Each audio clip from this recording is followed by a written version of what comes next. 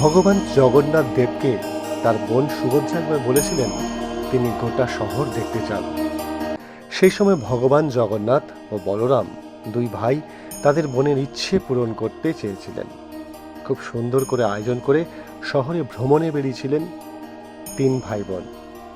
এই প্রথা আজও অব্যাহত। সকল ভক্তরা মিলে তাই তিন ভাই বোনের জন্য একটি বিশাল রথযাত্রার আয়োজন করা হয়। প্রথা অনুসারে রথযাত্রা শুরু হওয়ার আগে সোনার ঝাড়ু দিয়ে রাস্তা পরিষ্কার করা হয়।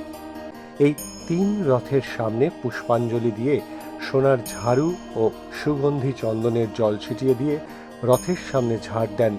তারপরেই রথের রশিতে টান পড়ে, শুরু হয় জগন্নাথ দেবের রথযাত্রা।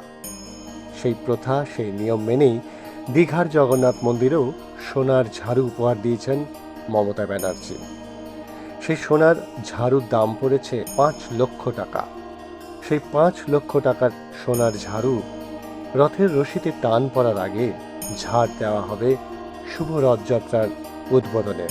এইরকম ধর্মীয় নানান খবরের আপডেট পেতে দেখতে থাকুন ও সাবস্ক্রাইব করতে থাকুন সত্যান্বেষী, সত্যের খোঁজে।